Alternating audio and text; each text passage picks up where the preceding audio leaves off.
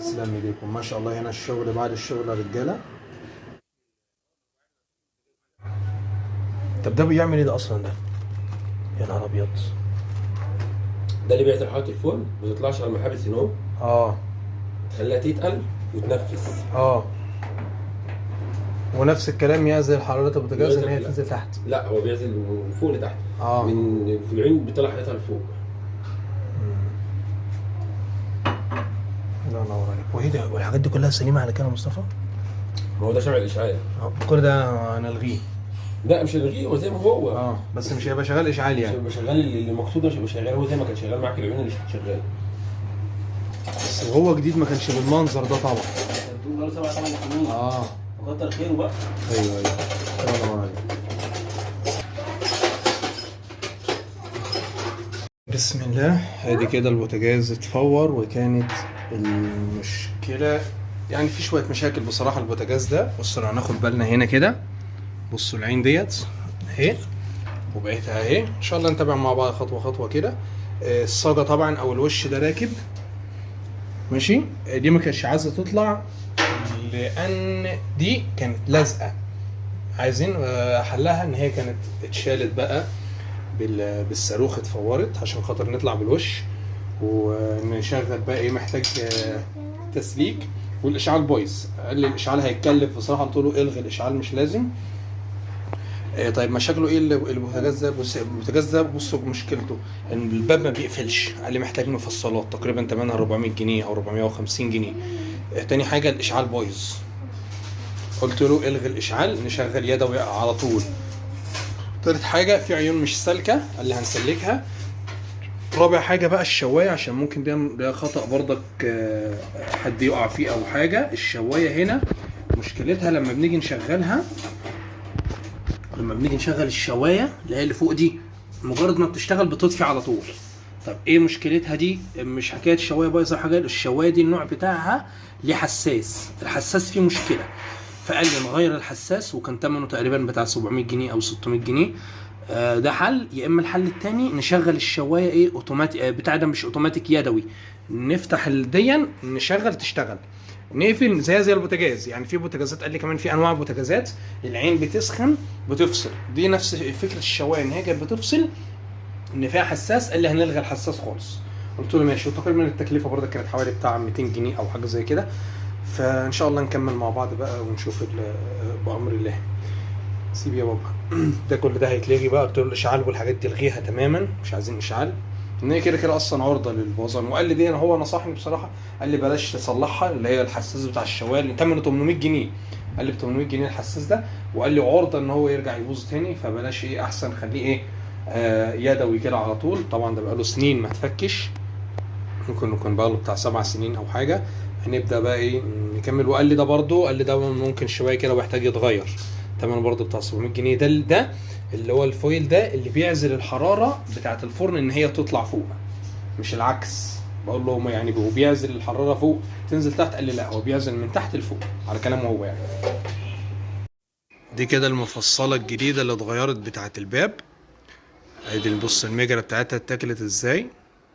ده هو كمان هنا بيقول ان كويس ان المفصله دي اتغيرت في الوقت ده لان بتبدأ تسرح بقى على جسم البوتاجاز نفسه. فالافضل ان هي ايه اتلحقت يعني كده، ان واحده واحده. يعني اللي فهمته من كلامه كده بيقول ان الصدى ممكن يسرح. ايوه الصدى بيسرح طبعا. وهي جديده وفيها شغل برضه. يعني بص هي حجم بصراحه وسعرها غالي. يعني تقريبا دي مش عارف كانت عامله 400 جنيه تقريبا او حاجه زي كده تقريبا. ممكن او 400 او حاجه او 400 الا حاجه. فيها كذا. هما اتنين بيجوا على بعض. حتى بقول له يعني مش ممكن المفصله دي نغير دي بس بدون ما نجيب الطقم كامل. قال لي لازم الطقم كامل بيجي كله على بعضه. اللي هي دي واللي بتركب في الجسم وبتركب في الباب لازم تيجي على بعضها.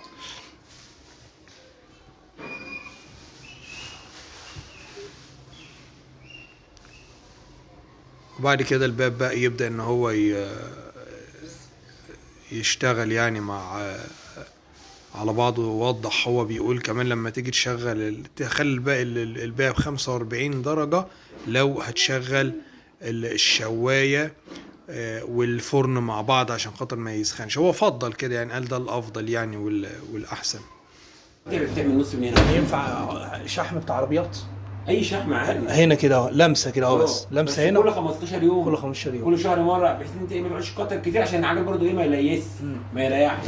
ده يحافظ على المفصلات. اهو تسلم ايدك، تسلم. انت جاي عندك الباب بسم الله ما شاء الله رجع جديده. الله ينور عليك. ده كده لما اجي اشغل الفرن والشوايه خليه مفتوح سنه كده. بص ما تحاولش تفتح من ناحيه واحده، بتفتح من النص. من النص في حكايه لما بتيجي تشغل الفرن والشوايه بتخلي الباب مفتوح كده 45 كده عشان ما يكتمش. وانا ما انصحش بالحركه دي، الحركه دي وحشه اصلا. اللي هي يعني ايه؟ ان انت تشغل الفرن مع الشوايه.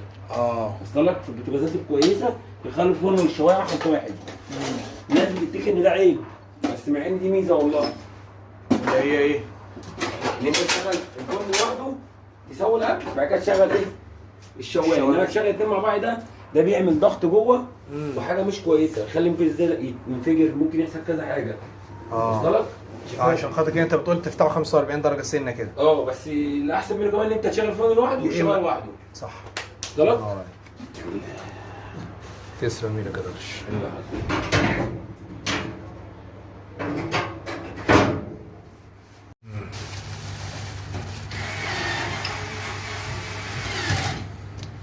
دول القدام اللي متاكلين دولت.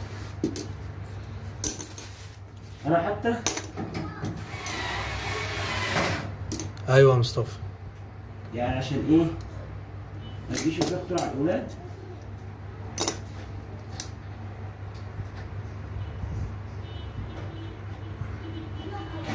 كده دي بتيجي ديت كده. هات لي كده بس بالدهبات بقى، الصفاره ده كده هباب. ده يعمل شايف بقى الازرق الصوفي؟ الله ينور عليك. الهباب ده هيعمل لها هيصمد لها الحلل. طب ودي لو ينفع لو نقلل الصفار ده شويه؟ لا، عشان الغرفه نفسها بايظه. وسعت بايظه خالص من تحت. يعني احنا لو قللنا من هنا كده ممكن ده بيقل برضه؟ بص دي كده يبقى دي بتاعت القهوه، تشرب على رز، الحاجات اللي هي الضعيفه. هي المدام تعرف تتعامل يعني. تسلم. يعني انت برضه تفهمها ان الغرفه دي نفسها مسامير الهواء بتاعتها مكسوره تحت. الله ينور عليك. فالباقي معاها شغال 100 فل و10. تسلم عليك يا درش. ايه خدمات تاني يا حاج؟ حبيبي يا صاحبي. نبذل كلهم. تسلم ايديكم ما شاء الله. هنا الشغل بعد الشغل يا رجاله.